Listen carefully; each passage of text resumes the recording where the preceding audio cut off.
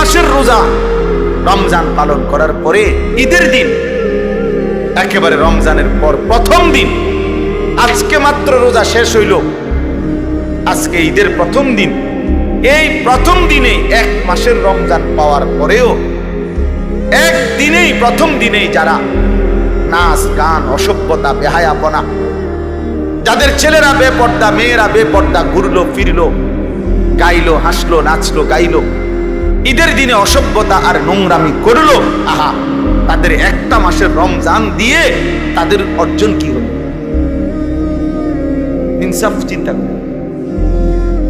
একটা লোক বুঝিয়ে এক মাস ওষুধ খাওয়ার পরে ধারাবাহিক একটা দিনও আজকে মাত্র ওষুধটা বন্ধ করলাম, তো পরের দিনে বুঝি বমি করে দেয়। এক মাসের ওষুধ কি একদিনও কাজ করবে না?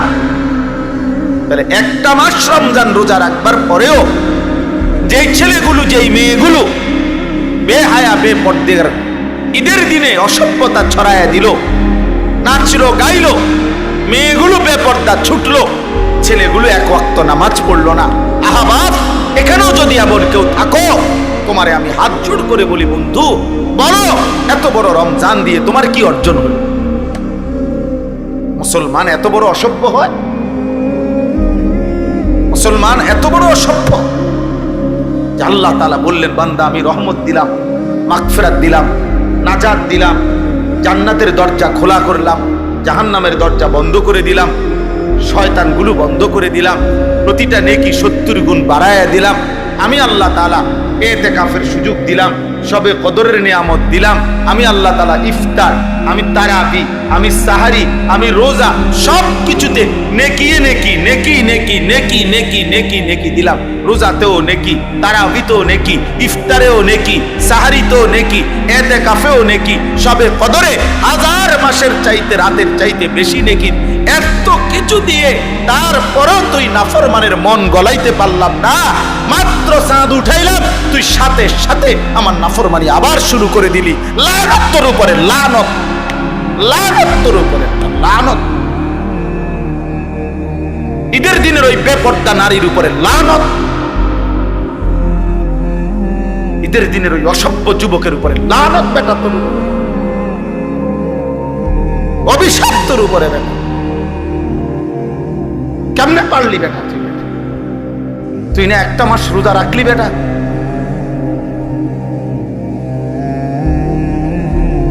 একদিনও কি মানুষ গুনাহ থেকে বাঁচে না? আল্লাহ আমাদেরকে বিবেক দান করেন, আল্লাহ আমাদেরকে বুঝ দান করেন। তাহলে আমার কথা শেষ। আল্লাহ তাআলা বলছেন, এই যে আয়াত আমি পড়ছি, এই আয়াতের মধ্যে আল্লাহ তাআলা বলছেন, ইউরিদুল্লাহু বিকুমুল ইউসরা ওয়ালা ইউরিদু বিকুমুল উসর। আল্লাহ বলে, বান্দা বিশ্বাস করো, শরীয়তের নামে, বিধানের নামে আমি কোনোটাই তোমাদের জন্য কঠিন করি নাই, সহজ করেছি, সহজ করেছি। বান্দা, আমি একটা হুকুম আমার বান্দার উপরে আমি আল্লাহ কঠিন করি নাই, আমি সহজ করেছি। কাজেই বলি তুকমিলুল ইদ্দাতা, আমার রোজার মাসটা রমজান সবগুলো হুকুম আহকামের মাধ্যমে একেবারে গুনে গুনে পূর্ণ কইরো। আল্লাহ বলছে রোজা পুরা রাখো, ইফতার, তারাবি, সাহারি, ইতিকাফ, শবে কদর, সবগুলো হুকুম আহকাম পূর্ণ আদায় করো। আর বলি তুকাব্বিরুল্লাহ আলা মা হাদাকুম, আমি যে তোমারে হেদায়েত দিলাম, রমজান দিলাম, এতগুলো নিয়ামতের, এতগুলো আমলের, এতগুলো নেকির সন্ধান দিলাম, এই জন্য ঈদের দিনে তুমি আমার তাকবীর আল্লাহু আকবারের আওয়াজ বুলন্দ করো। এই জন্য ঈদের দিনে আমরা কি পড়ি? সুন্নাত আল্লাহু আকবার, আল্লাহু আকবার, লা ইলাহা ইল্লাল্লাহু ওয়াল্লাহু আকবার, আল্লাহু আকবার ওয়ালিল্লাহিল হামদ। তাহলে আল্লাহ ঈদের দিনে বলল তাকবীর দিতে, তোমারে কি ডেক্সেট বাজাইতে বলছে হারামি? তুমি ডেক্সেট বাজাই লাগা, তুই মানুষের বেটির ফিসে 8 টাকা। তোমার মেয়ে বেপর্দা বের হলো কেন? এই বাপ, যাদের মেয়ে বেপর্দা বাইর হলো, আপনি কিসের বাপ হইলেন মিয়া? আকামলা মিয়া, কিসের বাপ হইলেন আপনি মিয়া? যার স্ত্রী বেপর্দা, তুমি বেটা কিসের স্বামী বেটা? অপদার্থ, আত্মমর্যাদা নাই বেটা তোর বেটা। গায়রত নাই বেটা তোর বেডিরে, সারা মহল্লার মানুষ দেখে বেটা, সব বখাটে দুশ্চরিত্র যুবক বেটা, টিটকারি মারে, ইটকারি মারে, তুই বেটা বেগরে থাও বেটা। আহাম, এ তো বেগায়রত মানুষ, আত্মসম্মানহীন মানুষ। যার ভিতরে ভদ্রতা আছে, আত্মমর্যাদা আছে, তার স্ত্রী বেপর্দা হতে পারে না। যার ভিতরে প্রেস্টিজ আছে, প্রেস্টিজ, তার মেয়ে বেপর্দা হতে পারে না বেটা। এটা আত্মসম্মানের ব্যাপার। আমার মেয়ে গ্রামের সবাই, সব পোলাফাইন তার পিছনে হাঁটবে, তারে টিটকারি করবে, আমি কি বাপ হইলাম? এটা ফরজে আইন না যে সবাইকে বাধ্যতামূলক এখনকার ওয়াজে যদি না বসে কবিরা গুনাহ হবে এমন কিছু সওয়াব হবে, আসে শুনলে নিজের উপকার হবে। কিন্তু আল্লাহর কোরআনকে অবজ্ঞা করা, অবহেলা করা, এটা অনেক বড় অপরাধ। এজন্য এটা খুব জরুরি। আমাদের এই শুক্রবারে যে জুমার নামাজের বয়ান হয়, ইমাম সাহেব আমাদের ছেলেপেলেগুলো যদি একটু মনোযোগ দিয়ে শুনতো, তাহলে শুধু জুমার বয়ান দ্বারাই তাদের জিন্দেগি পরিবর্তন হতো। কিন্তু ছেলেপেলেদের মাথায় অবস্থা হলো এই যে শয়তান ইবলিস ওদের মাথার মধ্যে এটা ঢুকায় রাখছে, ইমাম সাহেবের এইসব কথা তোমার কোনো প্রয়োজনীয় বিষয় নেই। এগুলো ওনারা ওনাদের এগুলো বলে, বলতে হয় এই জন্য বলে, এটা ওনার চাকরি। শুক্রবার দিন কিছু কথা উনি বলতে হয়। কিন্তু বাস্তবিক অর্থে যদি বুঝতো কেউ যে না, এর মধ্যে আমার হেদায়েত আছে, আল্লাহর কথার মধ্যে আমার জীবনের জন্য দিক নির্দেশনা আছে, তাহলে বাস্তবিক অর্থেই তার জিন্দেগি বদলাইত। আমাদের মাঝ বয়সী যে সমস্ত লোক জুমার নামাজের বয়ান মনোযোগ দিয়ে শোনে না, এই উনাদেরও কোনো পরিবর্তন হয় না। বয়স হয়ে গেছে, কিন্তু যে গুনায় যেটা অভ্যস্ত ওইটা ছুটবার, ছাড়বার কোনো নামগন্ধ নেই। কারণ আল্লাহর কথার প্রতি আন্তরিক না।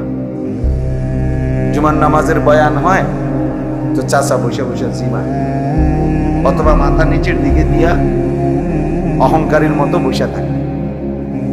মাথা যদি তাকায় একটু ইমাম সাহেবের থেকে সরাসরি শুনে এটা কেমন দেখা যায়, জন্য ঘাড় মোটা করে নিচের দিকে বসে থাকে। অনেক লোক আছে, এই এরা পরিবর্তন হয় না, কারণ তার কলিজার ভিতরে হইলো যে এই সমস্ত কথাই ওরা জানে কি আর বলবে কি, ওনারা জানে কি আর বলবে কি। এই অবজ্ঞা, অবহেলার কারণে আর কোরআন সুন্নাহর ইলম তার কলিজার মধ্যে আসে। আমরা যখন ছাত্র ছিলাম, মাদ্রাসায় পড়তাম, তো আমাদের উস্তাদরা করে খুব বলতো এটা আরবি ভাষার কোরআন সুন্নাহর ইলমের একটা গুরুত্বপূর্ণ মূলনীতি এটা। আল ইলমু লা ইউতিকা বা'দাহু হাত্তা তু'তিয়াহু কুল্লাক। অর্থ হলো, তুমি যদি ইলমের জন্য, কোরআন সুন্নাহর জ্ঞানের জন্য, অর্জনের জন্য নিজেকে পুরা সঁপে দাও, উৎসর্গ করে দাও, তাহলে ইলম তোমাকে কিছু দিবে। নিজেকে পুরা দিয়ে দিলে ইলম তোমাকে কিছু দিবে। তাহলে নিজেকে পুরা সমর্পণ করতে হবে, তাইলে কোরআন সুন্নাহর ইলম কিছুটা আসে। তো সেখানে যে গাফেল, তার কাছে তো কোরআন সুন্নাহর ইলম আসবার প্রশ্নই আসে। এই জন্য আমরা কিতাবে পড়ছি যে ইলম খুব গায়রতওয়ালা, আত্মমর্যাদাওয়ালা, ফলে এটা জেনতেন কারো কাছে আসে না। যার কলিজার ভিতরে সর্বোচ্চ আজমত আছে, ইলমের মহব্বত আছে, তো ইলম তার কাছে ধরা দেয়। এজন্য বাংলা, অঙ্ক, ইংরেজি, জেনারেল বইগুলো, এগুলোর মতো কোরআন সুন্নাহর ইলম, এগুলো জেনতেন ভাবে পড়লেই মুখস্থ হয়, জেনতেন ভাবে পড়লেই এগুলো বুঝে আসে। তেমন আহামরি কিচ্ছু না। কোরআন সুন্নাহর ইলমের কাছে, এক লাইনের কাছে জেনারেল শিক্ষার এই বই সবগুলো একত্র করলে তেমন কিছুই না। আমি এগুলো পড়ছি, আমিও মাস্টার্স পাস করছি, ও সায়েন্স বিজ্ঞান বিভাগ থেকে দাখিল এসএসসি পাস করছি, কাজে এই সম্পর্কে আমাদেরও আইডিয়া আছে।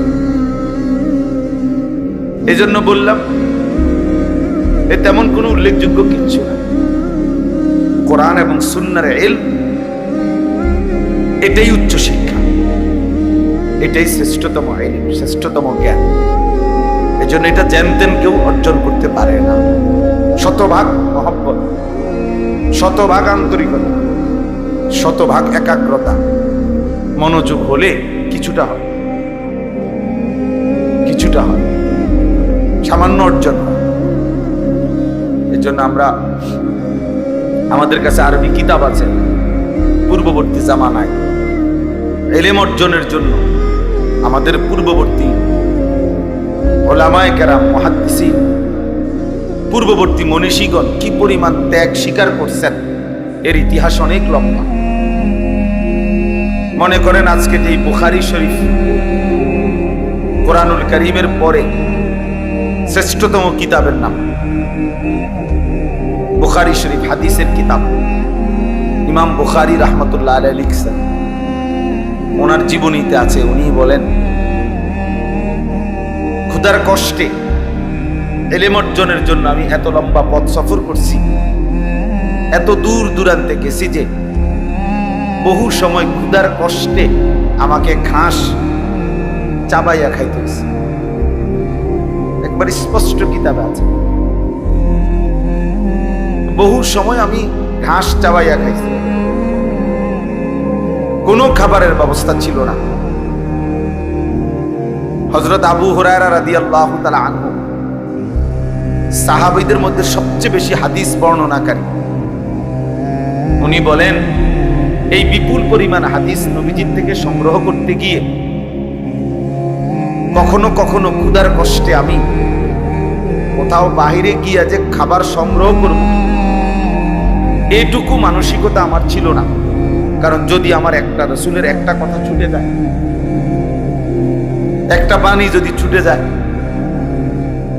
তো এই জন্য উনি বলেন যে আমি কখনো কখনো মসজিদে নববীর বারান্দায় উপর হইয়া লম্বা হইয়া শুয়ে কাঁপতে থাকতাম। আর আমার সঙ্গী সাথীরা বলতো আবু হুরায়রার মনোমৃগী রোগ, খিঁচুনি রোগ। এই জন্য সবাই আমারে ঘাড়ে পিঠে হাত বুলাইতো আর বলতো আমার মৃগী রোগ আছে, খিঁচুনি রোগ আছে। কিতাবে আমরা নিজে পড়ছি, হযরত আবু হুরায়রা রাদিয়াল্লাহু তাআলা আনহু বলতেন এই অবস্থায় ওয়াল্লাহি মা বি ইল্লাল জু', সাহাবীদেরকে, অন্যান্যদেরকে বলতেন আল্লাহর কসম বন্ধুরা, আমার খিঁচুনি রোগ না, মৃগী রোগ না, আমি এমন কাঁপতেছি আল জু', ক্ষুধার কষ্ট, পেটের ভোগে। কিন্তু এরপরেও রাসূলুল্লাহ সাল্লাল্লাহু আলাইহি ওয়াসাল্লামের দরবার থেকে যায়, বিনিময়ে আজকে তিনি সবচেয়ে বেশি হাদিস বর্ণনা করেন। এটা চারটিখানি বিষয় না। এই জন্য সবার জন্য, আপনাদের জন্য বলি, আল্লাহর কথা সর্বোচ্চ আন্তরিকতা নিয়ে শুনতে হয়, তার কিছু অর্জন হয়। ইলমবিহীন আমল ভুলে ভরা। হাসরের ময়দানে গিয়ে দেখবেন কোনোটার কান নাই, কোনোটার হাত নাই, কোনোটার পাও নাই, গড়ি ভাঙ্গা, ঠ্যাং ভাঙ্গা, মাথা ভাঙ্গা। তার মানে আমল তো করছেন, আপনি তো মনে করছেন আপনি 5 ওয়াক্ত নামাজ পড়ছেন, কিন্তু কোনোটার রুকু হয় নাই, কোনোটার সেজদা হয় নাই, কোনোটার ওযু ঠিক মতো হয় নাই, ফলে যথাযথ নেকি অর্জন হয় নাই। এই জন্য ইলম জরুরি, ইলম জরুরি। আল্লাহ পাক রব্বুল আলামিন সর্বপ্রথম ইলমের কথা বলছেন, ফা'লাম আন্নাহু লা ইলাহা ইল্লা হু, এই কথার ইলম অর্জন করো, আল্লাহ ছাড়া আর কোনো ইলাহ নাই। তার মানে কালেমায়ে তাওহীদের জন্য, ঈমানের জন্য ইলম জরুরি, ইবাদতের জন্য ইলম জরুরি। আমি কি বিষয়ের ঈমান অর্জন করব, আমার ঈমান কি বিষয়ে ক্ষতিগ্রস্ত হবে, এটার জন্য আমার ইলম লাগে। আবার আমি কি আমল করব, কি আমল ছাড়ব, এটার জন্য আমার কি লাগবে, ইলম লাগবে, ইলম লাগবে। এজন্য আমার শায়েখ আল্লামা মুফতি মুশতাকুন নবী কাসিম হুজুর বলে যে 4টা জিনিস খুব জরুরি। 1 নাম্বার হলো ইলম, 2 নাম্বার হলো ঈমান, 4 নাম্বার হলো আমল, 5 নাম্বার হলো তাকওয়া। 1 নাম্বার হলো ঈমান, লা ইলাহা ইল্লাল্লাহ মুহাম্মাদুর রাসূলুল্লাহ। এটা পূর্ণ বুঝে নেওয়া, শিখে নেওয়া, জেনে নেওয়া। এই শুধু লাইন এটা পড়তে পারার নাম যথেষ্ট না। তো প্রথম হলো ইলম, মানে আমার কি বিষয়ের উপরে ঈমান আনতে হবে, আমাকে কি কি আমল করতে হবে, এটা পূর্ণ জানা। এরপরে হলো ঈমান, এরপরে হলো আমল, আমার উপরে আল্লাহর হুকুম কি কি, নিষেধ কি কি।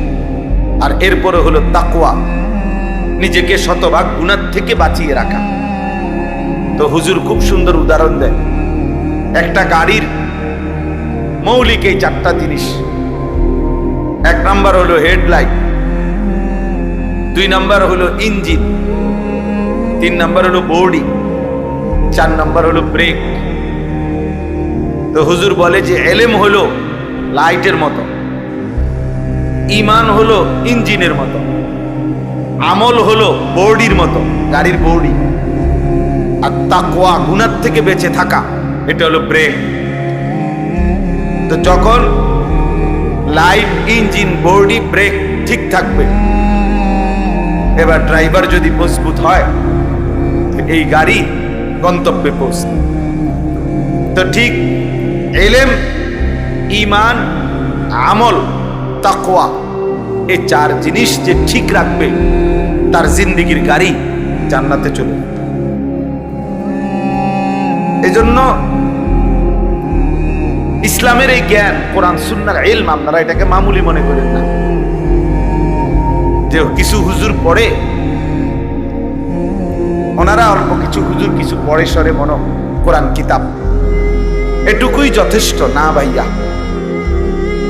বৈষয়িক শিক্ষা কারো যদি নাও থাকে, এটা দোষণীয় না, অথবা এর দ্বারা কিছু আটকায়ও না। কিন্তু কোরআন সুন্নাহর ইলম ছাড়া আপনার মৃত্যু পরবর্তী পুরাটা জিন্দেগি আটকায় যাবে। কিন্তু এই দুনিয়াবি পড়ালেখা না হলেও দুনিয়া চলা যাবে, কিন্তু কোরআন সুন্নাহর ইলম ছাড়া আখিরাত চলা যাবে না। যে ব্যক্তি গণ্ড মূর্খ, একেবারে নামটাও লিখতে জানে না, সেও পুরা দুনিয়া ভোগ করে, কোনো অসুবিধা হয় না। বিয়ে করতেও সমস্যা হয় না, বাড়ি করতেও সমস্যা হয় না, নেতাগিরি মাতবুরি করতেও সমস্যা হয়। বহুত নেতা আছে, মাতবর আছে, নামটাও দস্তখত করতে জানে না। এইদের বুদ্ধির সামনে বহুত বড় বড় শিক্ষিত ফেল, এর এক কথা তুড়ির লগে উড়ে যায়। অনেক আছে, আমিও তো দেখছি। অথচ খেবাটা কি টিপসই দেয়, মানে নামটাও লিখতে পারে না, টিপসইও দিতে পারে না, আঙ্গুল দইরা দেওয়া লাগে।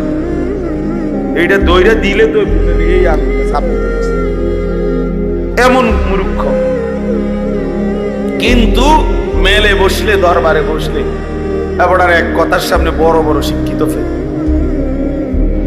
তাইলে দুনিয়া ভোগ করার জন্য বৈশ্বিক শিক্ষা না হলেও চলে। দুনিয়া তো অন্ধ ব্যক্তিও ভোগ করে, দুনিয়া বোবা মানুষটাও ভোগ করে। যে বোবা, কথা বলতে জানে না, সেও দুনিয়া কামাই করতে পারে, সেও বিয়ে করে, বাচ্চা কাচ্চা হয়, সেও খাইতে পারে, ঘুমাইতে পারে। তাহলে দুনিয়া ভোগ করা একদম সহজ বিষয়, একটা মামুলি বিষয়। আপনি এত বুদ্ধি খাটাইয়া, এত পড়ালেখা করে, এত কিছু কইরা আপনি যে ভাত মাছ খান, যেই চাল ডাল খান, এ মূর্খ মানুষ এড়িয়ে খায়। তাইলে আর আহামরি কি অর্জন হলো? অতিরিক্ত কি? অতিরিক্ত কি? এই জন্য এটা মনে রাখতে হবে, দুনিয়া এমনি ভোগ করা যায়। আল্লাহ তাআলা কোরআনুল কারীমের মধ্যে বলছেন, আমি আল্লাহ তাআলা আমার এই জমিনে যতটা প্রাণী সৃষ্টি করেছি প্রত্যেকের রিজিকের জিম্মাদারি আমি আল্লাহ তাআলা আমি নিজেই আমার কাঁধে তুলে নিলাম। ওয়ামা মিন দাব্বাতিন ফিল আরদি ইল্লা আলাল্লাহি রিজকুহা।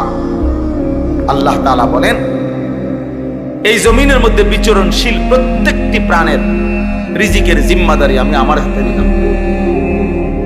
লা নাসআলুকা রিজকা।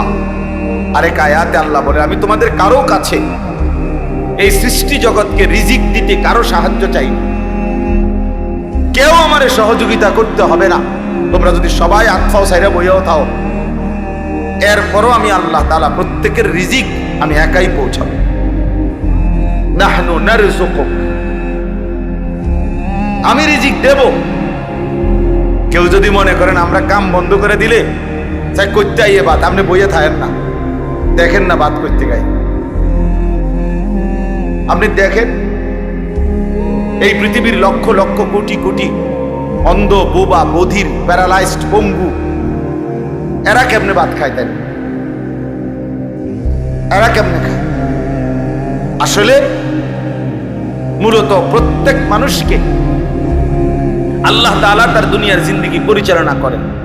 এজন্য আপনি যদি বলেন যে আমি বসে থাকবো চাই কোত্থেকে বাদ হয় না, আপনি বসে থাকতে পারতেন না। তো আপনি তো আপনার নিয়ন্ত্রণে না, আপনি তো আল্লাহ তাআলার নিয়ন্ত্রণে। তো যার জন্য আল্লাহ তাআলা কাজ করাবে, যারে দিয়া ফয়সালা করছে তাকে দিয়ে তো আল্লাহ ওই কামটা করাইবেই। আপনি হইয়া থাকবেন কেমন? আর যাকে দিয়ে করাবে না সে হাজার লাফাইলে কি লাভ হবে? তো কাজীরা তাকে দিয়ে করাবে না, সে এটা কোত্থেকে করবে? কিভাবে করবে সে? তাহলে এই সৃষ্টি জগতের প্রতিটা নড়াচড়া এটাও তো আল্লাহ তাআলার নিয়ন্ত্রণ, আল্লাহ তাআলার সিদ্ধান্ত। নাহনু কাসামনা বাইনাহুম মাঈশাতাহুম ফিল হায়াতিদ দুনিয়া। কোরআনুল কারীমের মধ্যে আল্লাহ তাআলা বলেন এই দুনিয়ার জীবনের মধ্যে আমি আল্লাহই প্রত্যেকটা মানুষের জীবিকার উপার্জন কে কোনটা করবে, কিভাবে, কে দেশে কে বিদেশে, কে এই কাজ কে ওই কাজ, সবকিছু আমি আল্লাহ কাসামনা, আমি আল্লাহই বন্টন করে থাকি। বন্টন করে, এটা আমি বন্টন করি। একজন চেয়ারম্যানকে নাই তো আপনি দায়িত্ব দিয়ে দেখেন যে এই এলাকার মধ্যে 2000 ভোটার সবাই ভোট দিয়ে আপনারে নির্বাচিত করছে। এখন এই এলাকার মধ্যে আমাদের 20 রকমের কাজ দরকার। কিছু লোক দরকার রিক্সা চালাবে, কিছু লোক দরকার যারা দোকানদারি করবে, কিছু লোক দরকার যারা টয়লেট বাথরুম সাফ করবে, কিছু লোক দরকার যারা জুতা সিলাবে, কিছু লোক দরকার যারা অফিস আদালত করবে, কিছু লোক দরকার যারা শিক্ষা প্রতিষ্ঠান চালাবে। এখন আমনে চেয়ারম্যান, আমনে ভাগ করে দেন কে কোনটা করত। রিক্সা চালাইতো কে আর জুতা সিলাইতো কে, আমনে ঠিক করে দেন। তো চেয়ারম্যান যদি এটা ঠিক করতে বসে তো যার নামে প্রথম লিখবে যে তুমি রিক্সা চালাইবা, এতে কি বলবো কি আমি কি ভোট অর্ধেক দিছি বেটা, আমার পয়লা রিক্সাটা আমার কান্দে দিলা, আমার একটা প্রাইভেট কার দিতে না।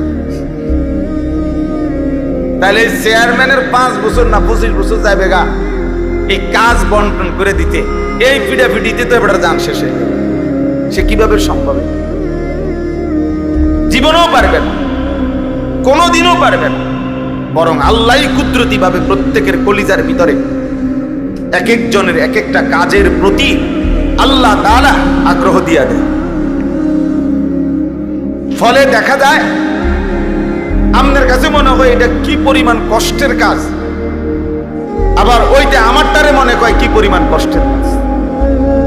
আল্লাহর এই জন্য দোস্ত, এই পৃথিবী আল্লাহ তাআলাই পরিচালনা করে, আল্লাহ তাআলাই পরিচালনা করে। আমাদেরকে সৃষ্টি করেছেন আল্লাহ তাআলা, এবং আমাদের সমস্ত নড়াচড়া কর্মকাণ্ড এই পৃথিবীর জাররা জাররা বিন্দু বিন্দু আল্লাহই সৃষ্টি করেছেন, তিনিই পরিচালনা করছেন। অতএব আমার যে কথাটা দিয়ে আমি শুরু করছিলাম, ইলম দরকার, কোরআন সুন্নাহর ইলম দরকার। আমাদের আখিরাতের জন্য ইলম দরকার। দুনিয়া দোস্ত এমনি চলে যায়।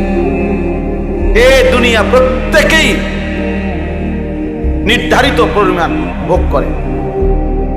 শিক্ষা দীক্ষা সার্টিফিকেট অনেক কিছুই অনেকের কাছে থাকে, কিন্তু উপার্জন বরাবর হয় না। আসল মূল কারণ হলো ওই সার্টিফিকেট আর ওই পড়ালেখা, এর মধ্যে রিজিক না, রিজিক আসমান, রিজিক আল্লাহ তাআলার ফয়সালার উপর। কোরআনুল কারীমের মধ্যে স্পষ্ট আছে, ওয়াফিস সামাই রিজকুকুম ওয়া মা তুআদুন। একবারে সরাসরি কোরআনের আয়াত। আল্লাহ তাআলা বলেন ওয়াফিস সামাই রিজকুকুম, তোমাদের রিজিক আসমানে। সামাউন মানে আসমান, ওই আরশে আজিমের মালিকের কাছে তোমাদের রিজিক, ওই খেতে না, ব্যাংকে না, দোকানে না, বাজারে না, শিক্ষা প্রতিষ্ঠানে না, ফ্যাক্টরিতে না, মেলে না, রিজিক আসমানে। ওয়া মা তুআদুন, এবং তোমাদেরকে দুনিয়ায় যা কিছু দেওয়ার ওয়াদা করা হয়েছে সব কিছুর ফয়সালা আসমানে। কোথায় বলেন? আসমানে ফয়সালা। অফিস সামা। ঈমান বহুত জরুরি ভাইয়া। আজকে আমাদের সন্তান এই যে কলেজ ইউনিভার্সিটি, অসংখ্য ছেলে ব্যক্তিগতভাবে আমার সাথে যাদের সম্পর্ক আছে, আমার জিন্দেগির সবচেয়ে বেশি ফিকির নওজোয়ানদের সাথে। তা আমি তো আলহামদুলিল্লাহ অসংখ্য ইউনিভার্সিটি পড়ুয়া ছেলের সাথে কথা বলি, যাদের সাথে আমার মহব্বত করে। কি করে পেরেশানি, সবচেয়ে বড় তাদের একটা পেরেশানি হলো কথা বললেই বলে যে হুজুর ডিপ্রেশনে ভুগি, মানে মানসিক অস্থিরতা। তো কি জন্য অস্থিরতা? একটা ভালো চাকরি হবে কিনা, একটা ভালো চাকরি হবে কিনা, স্টাবলিশড হতে পারবো কিনা, প্রতিষ্ঠিত হতে পারবো কিনা, এই এক টেনশনে, এই টেনশনে, এই সার্টিফিকেট দিয়ে প্রতিষ্ঠিত হতে পারবো কিনা। তাইলে তার কলিজার ভিতরে এতগুলো বই বলে পড়াইলো, এতদিন ধরে বুঝাইলো, তারে শিক্ষিত বানাইতেছে, অথচ তার ভিতরে কয়টা ভাত মাছের টেনশন, কয়টা আয় উপার্জনের টেনশন। তার এই সমস্ত 16 বছরের পড়ালেখা করে পাস কইরা একসাথ কইরা এইটার ভিতরে শুধু ভাতের চিন্তা আর তরকারির চিন্তা, আর এখন বিল্ডিং এর চিন্তা, আর এখন বিয়াকরণের চিন্তা, এইটাই তার 16 বছরের পড়ার উপরে ডাইলা দিছে। তোর 16 বছরের পড়ার খোলাসা, সারাংশ ভাতের ফিকির, উপার্জনের ফিকির, দুনিয়া সাজাইবার ফিকির, অথচ এক সীমাহীন আখিরাত সেটা কখন সাজাবে এটা তারে মনে করাই দেয় নাই কেউ, না তার ঘরওয়ালা, না তার প্রতিষ্ঠানওয়ালা, কেউ তারে মনে করায় না। আফসোসের বিষয়, 16 বছর ধরে সে পড়ালেখা করে, 16 বছর ধরে তারে দুনিয়া বুঝাইছে, কিন্তু তার যে একটা আখিরাত আছে, তার যে একটা কবর আছে, এটা না তার বাবা বলল, না মা বলল, না তার প্রতিষ্ঠান তারে শিখাই।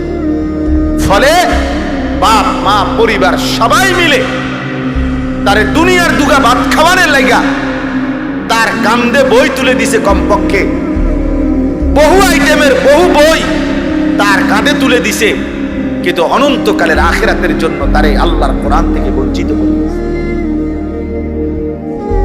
এজন্য সে কথা, বাংলা কথা বলতে পারে শুদ্ধ, ইংরেজি কথাও বলতে পারে শুদ্ধ, কিন্তু আল্লাহর কোরআন পড়তে অশুদ্ধ। অথচ বাংলা কথা বলে খুব চমৎকার, ইংরেজি শব্দ উচ্চারণ করেও খুব চমৎকার। আলাদা আলাদা IELTS করে নিছে, একবারে ব্রিটিশ ল্যাঙ্গুয়েজ কেমনে হয়, আমেরিকান উচ্চারণ কিভাবে, ব্রিটিশ উচ্চারণ কিভাবে, আলাদা আলাদা বলতে পারে, আলাদা বলতে পারে। কি চমৎকার উপস্থাপনা! ইংরেজি বলে কি অসাধারণ, বাংলা বলে কি অসাধারণ। বাতের জন্য, দুনিয়ার জন্য, দুনিয়ায় একটা সামাজিক অবস্থান নিয়ে থাকবে, একটা বিল্ডিং করবে, একটা গাড়ি হবে, একজন সুন্দরী বিবি হবে, সামাজিকভাবে একটা মান মর্যাদা হবে, এটুকুর জন্য। কিন্তু অনন্তকালের আখিরাতের জন্য, জাহান্নাম থেকে বাঁচবার জন্য, জান্নাতে যাইবার জন্য, কবরের আযাব থেকে মাফ পাওয়ার জন্য তারে আল্লাহর কোরআন একটা লাইন, একটা শব্দ শুদ্ধ করতে পারে, অথচ উচ্চ শিক্ষিত, আফসুস, আফসুস ওই মা বাপ দুশ্মন, যে মা বাপ তার সন্তানের কলিজা থেকে আল্লাহর কোরআন গুলায় দিয়েছে। ওই মা বাপ দুশ্মন যারা 16 বছরের সন্তানকে বৈশ্বিক শিক্ষা তো পড়াইছে, তো আখিরাত ভুলায় দিছে। আপন মা এসএসসি পরীক্ষার্থী ছেলে মেয়ে, মা বাপ কয় বাচ্চা মানুষ নামাজের জন্য, ফজরের নামাজের জন্য উঠালে বাচ্চার ব্রেনে চাপ পড়বে। ওর রাত 2টা পর্যন্ত পড়ছে, ওর পরীক্ষা আগামী 6 তারিখ, আগামী 9 তারিখ। এখন তাকে কোনো চাপ দেওয়া যাবে না, এখন চাপ দেওয়া যাবে না। ওর পরীক্ষা, ও গোল্ডেন এ প্লাস পাবে, অনেক কিছু হবে, অনেক কিছু, অনেক বড় শিক্ষিত হবে, অনেক কিছু হবে। আর ফজরের নামাজ পড়লে ব্রেনে চাপ পড়বে, এজন্য ফজরের নামাজে পড়ায়। কি পরিমাণ অসভ্য ওই মা বাপ, যারা তাদের আল্লাহকে ভুলে গেছে। মনে হয় যেন ওই সন্তান তার নিজের, অথচ সে ভুলে গেছে যে এটা আল্লাহ দিয়েছে। ইয়াহাবু লিমান ইয়াশাউ ইনাতা ওয়া ইয়াহাবু লিমান ইয়াশাউ যুকুর। আল্লাহ বলেন, আল্লাহ যাকে চায় তাকে কন্যা দান করে, আল্লাহ যাকে চান তাকে ছেলে দান করে। যুকরানা ওয়া ইনাসা, আল্লাহ যাকে চান তাকে আল্লাহ ছেলে মেয়ে দুইটাই দান করে। ওয়া ইয়াজআলু মান ইয়াশাউ আকীমা, আর আল্লাহই যাকে চান তাকে একটাও দেয়। শুধু মেয়ে কে দেয়? শুধু ছেলে কে দেয়? ছেলে মেয়ে দুইটাই কে দেয়? একটাও দেয় না। কে? আমার বড় ভাইয়ের 4 ছেলে, মেয়ে নাই। আমার মেজো ভাইয়ের 2 ছেলে, মেয়ে নাই। আমার 2 মেয়ে 2 ছেলে। তাহলে এরম হইল কেন? আমরা এক মার ঘরে ভাই, এমন হইল কেন? আমার আপন 2 ভাগ্নি, যমজ বোন, ওরা আপন জন। তো একজনের 2টা মেয়ে আছে, বিয়ে দিছে, একজনের 2টা বাচ্চা আছে, আরেকজনের একটাও সন্তান। তাই এমন কেন? কারো 18 বছরে একটা সন্তান নাই, কারো 18 বছরের ভিতরে 6 জন হয়ে যাওয়ার কারণে স্বামী বউরে কত মন্দ সুন্দর বলে। কথার কথা, কারো 18 বছরের সন্তান হয়েছে 6টা, কারো 18 বছরের সন্তান হয় নাই একটাও। সবটা ফয়সালা কা? সন্তান দিলেন যিনি, আজ তাকে সেজদা দিলে তার ব্রেনে চাপ পড়বে। তোমার মতো অসভ্য মা বাপ, তুমি দুশ্মন ওই সন্তানের, যে তাদেরকে আখিরাত থেকে বঞ্চিত করে দিয়েছে, আখিরাত থেকে বঞ্চিত করে দিয়েছে। ওরে জাহান্নামের রাস্তা দেখায় দিছে, যে ভাত খাইতে খাইতে জাহান্নামে যাইবা, দুনিয়া কামাই করতে করতে জাহান্নামে যাইবা। নাই তো 16 বছরের চেষ্টায় তাকে আল্লাহর কোরআন থেকে বঞ্চিত। একটা কোরআন 3 মাস পড়লেই কোরআন শরীফ সহি শুদ্ধ করা সম্ভব। 1 মাস পড়লেই। আমার ড্রাইভার 1 মাসও লাগছে না কোরআন শরীফ সহি শুদ্ধ করতে। সে আমার ড্রাইভারি করে, 2 ক্লাসও পড়ছে না। প্রাইমারি পাস করছে কিনা সন্দেহ, আল্লাহর কোরআন পড়তে পারে। এইবার রমজানে আমার সাথে ইতিকাফ করছে আমার ড্রাইভার, রমজানের ইতিকাফে কোরআন শরীফ সবক নিছে। আমি বলছি এই শুধু এই সবকের বরকত ইনশাআল্লাহ বেতন বাড়াই দিলাম।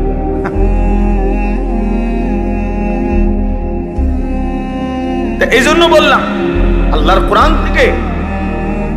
অথচ আল্লাহ তাআলা কোরআনুল কারীমের মধ্যে বলছেন, ওয়ালাকাদ ইয়াসসারনাল কোরআনা লিযিকর, আমি কোরআন সহজ করে দিয়েছি, সবার জন্য সহজ, শেখার জন্য, পড়ার জন্য, বোঝার জন্য। এজন্য প্রিয় ভাই আমার, যে কয়জন নওজোয়ান ভাই বসছো এখানে, স্কুল পড়ুয়া, কলেজ পড়ুয়া, ইউনিভার্সিটি পড়ুয়া, আমি অনুরোধ করি সবার কাছে, আল্লাহর কোরআন পড়েন, রাসূলুল্লাহ সাল্লাল্লাহু আলাইহি সাল্লামের এক এক হাদিস পড়েন। কোনো না কোনো ভাবে, সব পড়া ছেড়ে দিতে বলি না আমি, স্কুল পড়া বন্ধ করে দেন, কলেজ পড়া বন্ধ করে দেন, আমি এটা বলি না, কসম আল্লাহর আমি এটা বলছি না। পরে কোনো সমস্যা নাই, বড় ভাইয়া, কোনো অসুবিধা নাই, তুমি আরো পড়ো, আরো পড়ো, আরো পড়ো, পড়াই তো দরকার। এই পৃথিবীতে সবচেয়ে প্রথম, সবচেয়ে বেশি পড়ালেখার গুরুত্ব দিয়েছে যেই ধর্ম, সেটা ইসলাম। ইসলাম যেদিন পৃথিবীতে আমাদের নবী সাল্লাল্লাহু আলাইহি ওয়াসাল্লামের মাধ্যমে আল্লাহ তাআলা যেদিন পৃথিবীতে এই ইসলামকে, এই দ্বীনকে পরিচিত করছেন, সেদিনের প্রথম শব্দই ছিল ইকরা। এই কথার দ্বারাই ইসলাম পৃথিবীতে কি হয়েছে? আলোর মুখ দেখলো। এই কথার দ্বারাই কোরআন নাজিল শুরু হইল। এই কথার দ্বারাই পৃথিবীবাসী জানলো যে তিনি আল্লাহর রাসূল। তাইলে ইকরা, পড়ো, পড়ুন। তাহলে প্রথম দিনে ইসলামের সবক পড়া। পড়তে তো নিষেধ না, পড়তে তো মানা না, কিন্তু আল্লাহকে ছেড়ে দেওয়া কেন? কোরআনকে ছেড়ে দেওয়া কেন? নামাজকে ছেড়ে দেওয়া কেন? আখিরাতকে ভুলে যাওয়া কেন? তাইলে এটা কি শিক্ষা হইল? কি শিখানো হইল? এই জন্য আমি আপনাদের কাছে এতগুলো কথা বলার দ্বারা আমার উদ্দেশ্য এই কথা বুঝানো, প্রত্যেকে, বাবারা, চাচারা, বয়স্করা, যে মুসলমান সে মূর্খ হইতে পারে না। কোরআন শরীফ পড়তে জানে না, কোরআন শরীফ দেখে দেখেও পড়তে পারে না, এটা কোন জাতের মুসলমান? প্লাস্টিক বাদ খাই না মুসলমান, ফালতু লোকে না, আকামলা মানুষ। এটা কোন জীবনের কোন নিজের ধর্মের কোন গুরুত্বই বোঝে নাই বেটা। রাসূলুল্লাহ সাল্লাল্লাহু আলাইহি সাল্লামের মহব্বত, আল্লাহর কোরআন যে দেখে দেখেও পড়তে পারে না, আমি বললাম তার কলিজার ভিতরে আল্লাহর রাসূলের ভালোবাসা বলতে কিচ্ছু নাই, কিচ্ছু নাই, কিচ্ছু নাই, কিচ্ছু নাই মিয়া। আমি বললাম, আপনি চ্যালেঞ্জ করেন। আমার নাম আনিসুর রহমান, আমি বললাম। কারণ রাসূলুল্লাহ সাল্লাল্লাহু আলাইহি সাল্লাম এই পৃথিবীতে, কোরআনুল কারীমে আল্লাহ তাআলা 4 বার বলছে, এই পৃথিবীতে নবীজিকে, রাসূলকে আমি পাঠিয়েছি এক নাম্বার যে উদ্দেশ্য, সেটা হলো ইয়াতলু আলাইহিম আয়াতিহি, কোরআনুল কারীমের তেলাওয়াত। নবীর সাথে উম্মতের প্রথম সম্পর্ক কোরআনের তেলাওয়াত, প্রথম সম্পর্ক কোরআনুল কারীমের তেলাওয়াত। জানেন না, রাসূলুল্লাহ সাল্লাল্লাহু আলাইহি সাল্লামের সাথে কোনো সম্পর্কই আপনার হলো না, আপনি তো প্রথম নাম্বারেই ফেল। কোরআন শরীফের আয়াত, লাকাদ মান্নাল্লাহু আলাল মুমিনিন ইদ বাআসা ফীহিম রাসূলাম মিন আনফুসিহিম ইয়াতলু আলাইহিম আয়াতিহি। কিভাবে আপনি নবীকে ভালোবাসবেন? নবীজির এক নাম্বার মিশন ছিল কোরআন তিলাওয়াত। আমার শায়েখ আল্লামা মুফতি মুশতাকুর নবী সাহেব হুজুর এটা বুঝায় বলছে যে মানুষের মধ্যে সম্বোধন 3 ধরনের, আমি, তুমি, সে। মানুষ এই 3টাই বুঝায়, আমি, তুমি, সে। কোরআনুল কারীমের মধ্যে আল্লাহ তাআলা এই 3 শব্দেই কোরআন তেলাওয়াতের কথা বলছে। ইয়াতলু আলাইহিম আয়াতি, সে কোরআন তেলাওয়াত করবে। উতলু ইলাইকা মা উহিয়া মিনাল কিতাব, নবীকে বলছে তুমি, আপনি কোরআন তেলাওয়াত করেন। আবার নবীজি বলছে আমার আল্লাহ আমাকে আদেশ করছে আন আতলু আল কোরআন, আমি যেন কোরআন পড়ি। তাহলে কোরআন পড়বো আমি, কোরআন পড়বেন আপনি, কোরআন পড়বে সে। আমি, তুমি, সে, সবাই কোরআন পড়বে। কোরআন পড়বে কে বলেন না? আমি। আর কে? তুমি। আর কে? সে। তাইলে কোরআন আমিও পড়ব, আমার বাপও পড়বে, আমার মাও পড়বে, আমার স্ত্রীও পড়বে, আমার ছেলেটাও পড়বে, আমার মেয়েটাও পড়বে, আমার নাতিও পড়বে, আমার নাতনিও পড়বে। আমি, তুমি, সে, সবার জন্য কোরআন। আমিও মুসলমান, সেও তো মুসলমান, তুমিও তো মুসলমান, কোরআন পড়বে না? আচ্ছা, এই বিষয়টার উপরে এতটা গুরুত্ব এখন কেন দিলাম হঠাৎ এই এখনকার বয়ান? আপনাদের কাছে রাগ হয়ে না, আমার একটা কারণ আছে। এই মসজিদে যারা নামাজ পড়েন দয়া করে আপনারা একটু হাত উঠান তো। মানে এই মসজিদের মুসল্লি যারা, হাতটা উঠান। আচ্ছা, মাশাআল্লাহ, হাত না মানে আপনারা একটা ইনসাফের কথা, রাগ হয়ে না, আমি শুধু বুঝার জন্য, আপনাদের চোখ খোলার জন্য বলতেছি। এই মসজিদ আপনাদের এতগুলো এসি লাগানো, মসজিদে থাই গ্লাস লাগানো, টাইলস লাগানো, সবটা মসজিদ ঝকঝকে এত সুন্দর। আপনাদের মসজিদে তাকের মধ্যে যে কোরআন শরীফগুলো রাখা আছে, এই কোরআন শরীফগুলো এই পরিমাণ অবহেলিত কেন? এখন জবাব বলেন, নাহলে আমি এখন আইনা দেখাই। এই কোরআন শরীফগুলো কতশো বছরের পুরাতন। এই কোরআন শরীফগুলোর একটা কোরআন শরীফের ভিতরে একটা গিলাফ নাই। এই কোরআন শরীফগুলো কোনোদিন কেউ মনে ধরে ছুঁয়েও দেখে নাই। আল্লাহর কোরআন, পুরা মসজিদের সবকিছু এত সুন্দর। রবের কোরআনের প্রতি কারো কি দিলে আসলো না যে এই কোরআন শরীফগুলোর মধ্যে একটা গিলাফ লাগে? কারো কি কলিজায় আসলো না যে কোরআন শরীফগুলো একটু সুন্দর করে বাজ করে রাখি? কারো কি দিলে আসলো না যে কোরআন শরীফের সামনে দিয়ে একটা গ্লাস লাগাই? কেন এখানে গ্লাস, এখানে নাই কেন? বলেন চাচা, এখন বলেন। কারণ একটাই, কলিজার ভিতরে আল্লাহর কোরআনের প্রয়োজনীয়তা নাই। এটা শুধু বলে হুজুর আমনে না, আমি আগেই বলে নিছি, রাগ হইয়েন না। এটা আমার একটু, যেখানেই আমি দেখি আমি বলি, চোখে আঙ্গুল দিয়ে বললাম, এরকম হাজারো মসজিদ, লাখো মসজিদ যেখানে সবকিছু অত্যাধুনিক, আল্লাহর কোরআন অবহেলিত। এবং এমন বহু জায়গা আমি দেখছি যেখান দিয়ে কোরআন শরীফ রাখছে, ব্যাটারির বাক্স এখান দিয়ে তুলছে, মোমবাতি কোরআন শরীফ তুলছে, আগরবাতির বাক্স এখান দিয়ে তুলছে, মেজবাতি এনে রাখছে। মানে যত এই মসজিদের অপ্রয়োজনীয় জিনিসগুলো এখান দিয়ে তুলছে। বুঝেন না কথা? নাহলে কোরআন শরীফের লগে আগরবাতি রাখলেন কেন? কোরআন শরীফের লগে মেজবাতি রাখলেন কেন? কোরআন শরীফের লগে ব্যাটারি তুলেন কেন? আপনারা তুইছেন, আমি এটা কই না, মানে বুঝাইলাম। আইপিএস এর বাক্স এখানে তুলেন কেন? দেখেন এদিক দিয়ে কোরআন শরীফে আইপিএস এর বাক্স, আর জায়গা নাই মসজিদে। মূল কারণ হলো এটা তো কেউ ধরে না, এটা তো কারো দরকার লাগে না। আল্লাহ আমাদেরকে বুঝ দান করেন। আমার বাপ, রাগ হইয়েন না, দাওয়াত দিয়ে বেজ্জুতি দিলে করলেন না, বেজ্জুতি না, বিবেক জাগাইতে চেষ্টা করলাম।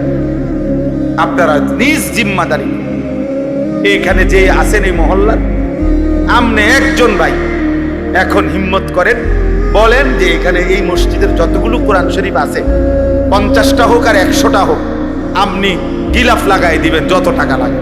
বলেন ইনশাআল্লাহ। আপনার নাম কি?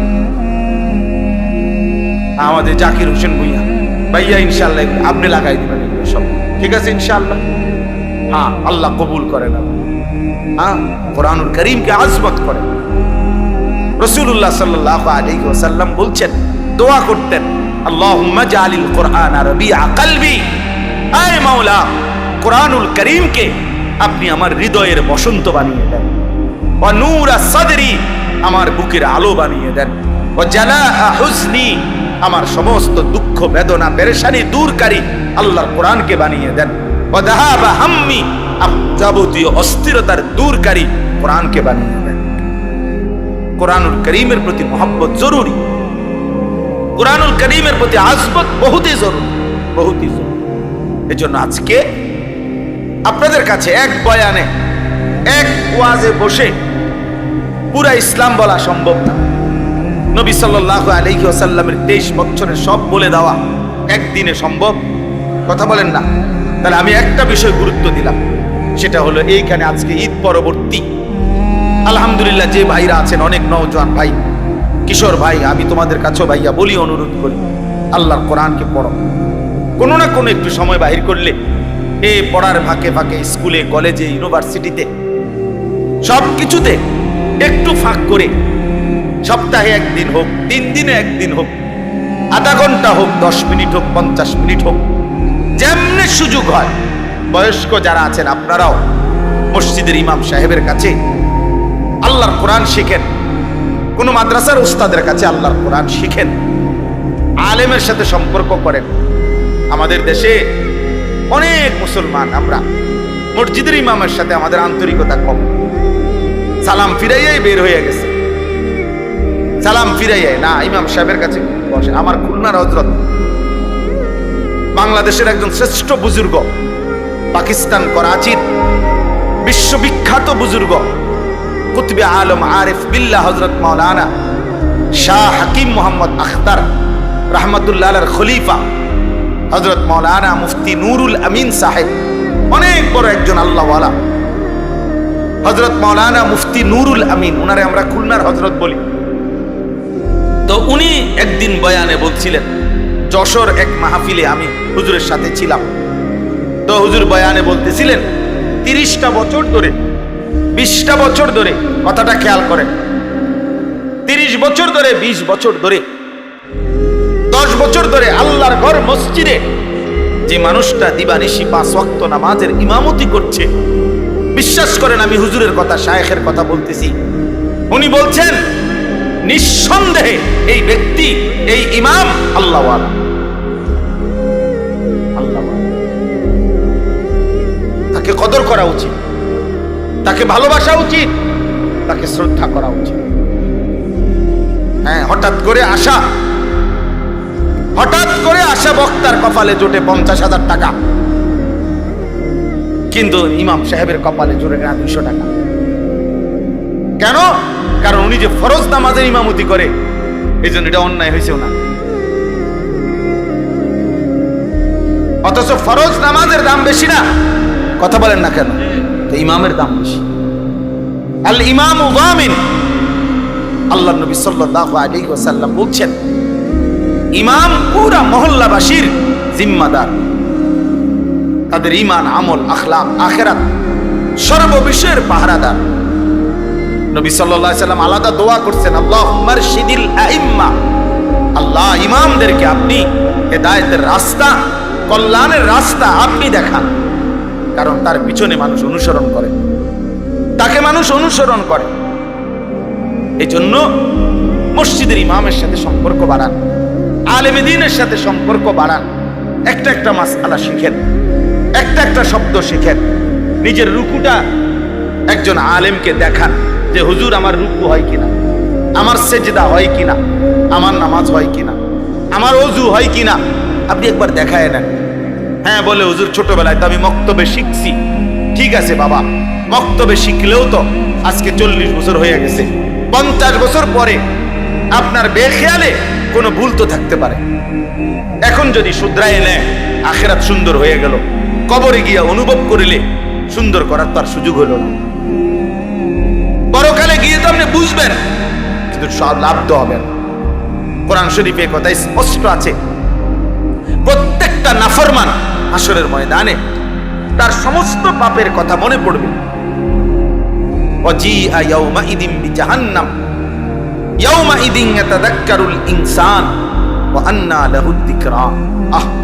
আল্লাহ বলে, হাসরের ময়দানে যখন ফেরেশতারা জাহান্নামকে টেনে আনবে, সবার সামনে এনে দাঁড় করাবে জাহান্নামকে, জাহান্নামকে টাইনা আনবে। এই যে মনে করেন এটা সাউন্ড বক্স, এটা যেরকম আমরা এখন সবাই দেখতেছি, এরকম জাহান্নামকে টেনে এনে দাঁড় করাবে ফেরেশতারা। কোরআন শরীফের আয়াত। আল্লাহ বলেন, নাফরমান জাহান্নামের দিকে তাকাইয়েই ইয়াউমাইদিন ইয়াতাযাক্কারুল ইনসান, তার দুনিয়ার জীবনের সব কথা মনে পড়বে। ওয়া আন্না লাহুদ যিকরা, কিন্তু বলো না সেদিন মনে পড়ে কি লাভ হবে? কোরআন শরীফের আয়াত। ওয়া আন্না লাহুদ যিকরা, বলো না মনে পড়ে কি লাভ হবে? বুঝে তো আসবে। লাতারাবুন্নাল জাহিম সুম্মা লাতারাবুন্নাহা আইনাল ইয়াকিন। আল্লাহ বলে, বান্দা এই 2 চোখে জাহান্নামকে দেখবা, আর 2 চোখে দেখে, চোখে দেখা বিষয়ে যেমন নিশ্চিত হয়, এরকম নিশ্চিত হবা জাহান্নামের ব্যাপারে। মনে করেন এইটা যে একটা হ্যান্ডবিল, এটা আপনারা নিশ্চিত? না না, এটা একটা মূলত মোবাইল। হ্যাঁ হ্যাঁ, আমি প্রধান বক্তা। আরে আমি বলতেছি মিয়া, এটা একটা মোবাইল মূলত। কথা বলেন না। আপনারা আমার সার্টিফিকেট জানেন, আমি অনেক পড়ালেখা করছি। আমি বলতেছি এটা মোবাইল, আমি মাস্টার্স পাস। আপনি কইবেন কি আপনার মাস্টার্সের গোষ্ঠী গিলেন মিয়া? আমি এটা চোখে দেখি এটা হ্যান্ডবিল, আপনি করেন এটা মোবাইল। আপনি সার্টিফিকেট দিয়ে আমি কিনবো? আমি নিশ্চিত এটা চোখে দেখতেছি। তাহলে চোখে দেখা জ্ঞান, এটা অস্বীকার করার কোনো সুযোগ আছে? আল্লাহ তাআলা বলে জাহান্নামকে এভাবে চোখে দেখবা আর চোখে দেখে নিশ্চিত হবা, কিন্তু বান্দা আফসোস তো করবা। লাভ কি? লাভ কি? লাভ কি হবে? লাভ কি হবে? হায় ছেলেরা, তোমরা যদি বুঝতা ভাই কি পরিমাণ মোবাইল, ছবি, নারী, অশ্লীল দৃশ্য। কেনই দেখো, কারে দেখো,